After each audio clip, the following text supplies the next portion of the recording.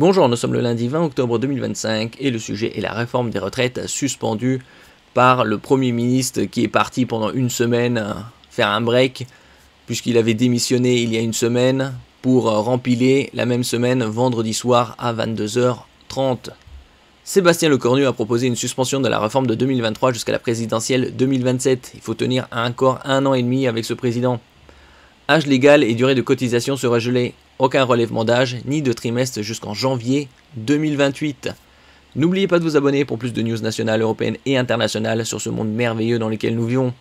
En France, l'âge légal de départ à la retraite dépend de votre année de naissance. Pour les personnes nées à partir du 1er janvier 1968, l'âge légal est fixé à 64 ans. Pour celles nées avant, l'âge varie progressivement de 62 à 64 ans. Retraite, gel de l'âge légal et des trimestres jusqu'à la présidentielle 2027. Si tout se passe bien, bien évidemment. Je proposerai au Parlement dès cet automne la suspension de la réforme des retraites de 2023 jusqu'à l'élection présidentielle de 2027, a déclaré Sébastien Lecornu devant l'Assemblée nationale mardi 14 octobre 2025. Suspension qui concerne l'âge légal de départ et la durée de cotisation.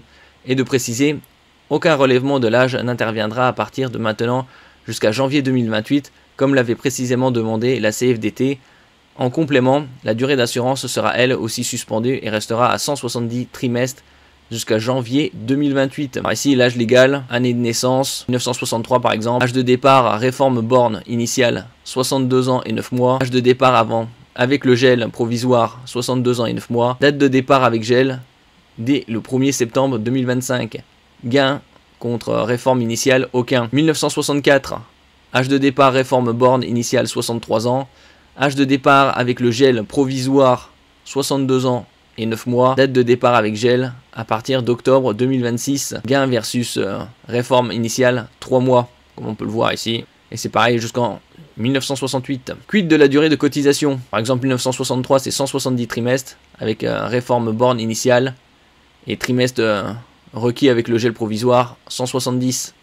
Pareil pour 1964.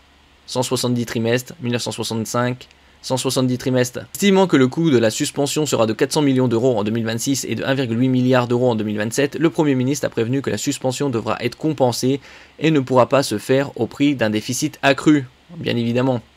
Après, on parle de quelques centaines de millions, voire 1,8 milliard. Information complémentaire, la suspension concernerait environ 3,5 millions de Français à terme selon Sébastien Lecornu.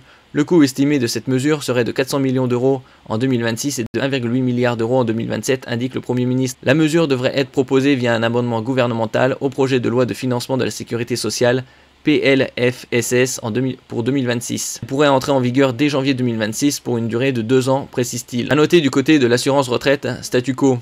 Face à la proposition du Premier ministre de suspendre la réforme des retraites jusqu'en 2027, l'assurance retraite maintient une approche prudente. Pour l'heure, aucune mesure n'est adoptée, la proposition doit encore être débattue au Parlement. En conséquence, la législation actuellement en vigueur continue de s'appliquer. Merci pour votre écoute et à la prochaine.